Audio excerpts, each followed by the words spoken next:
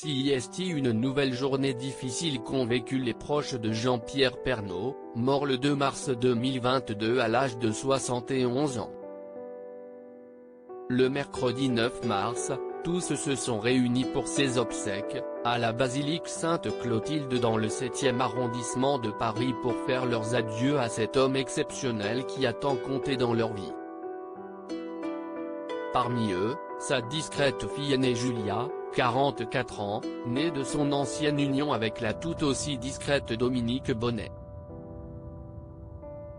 Si son frère Olivier est plutôt actif sur les réseaux sociaux, Julia préfère ne pas être sous le feu des projecteurs. La mère de famille exerce le métier de gynécologue à Amiens. Julia, mon aînée, est gynécologue à Amiens. Elle a 2 filles, Iris et Léa. Avec Léo, le fils d'Olivier, je suis 3 fois grand-père, avait confié Jean-Pierre Pernaut à l'occasion d'une interview. Mais même si être devant les caméras ou les photographes ne l'intéresse pas, elle ne pouvait manquer les obsèques de son regretté papa qui se sont déroulées mercredi 9 mars.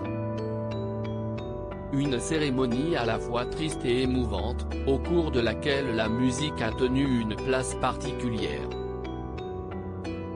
Sa femme Nathalie Marquet, et leurs enfants Lou, 19 ans, et Tom, 18 ans, étaient unis dans la douleur en ce jour particulier.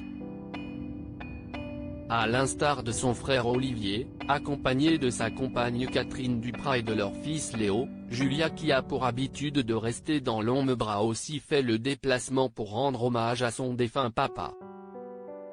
La discrète maman d'Iri et Léa est apparue en retrait, laissant place à la femme et désormais veuve de Jean-Pierre Pernaut, ainsi qu'à ses plus jeunes enfants. Depuis sa disparition, Jean-Pierre Pernaut laisse un grand vide dans le cœur de ses proches. CIST. Son épouse Nathalie Marquet qui a annoncé son décès par le biais de l'AFP, le 2 mars dernier. L'ancien présentateur du JT de 13h de TF1 s'est battu jusqu'au bout contre un cancer du poumon, diagnostiqué au printemps dernier. À la suite d'une opération réalisée avec succès en septembre dernier, la maladie avait touché l'autre poumon. Cela nécessitait des séances de radiothérapie, une nouvelle intervention étant trop dangereuse. Son état de santé ne s'est pas amélioré par la suite puisqu'après avoir été victime de 4 mini-AVC en début d'année, il a subi une opération à cœur ouvert au mois de février. À cause de complications, il a été plongé dans un coma profond avant de pousser son dernier souffle.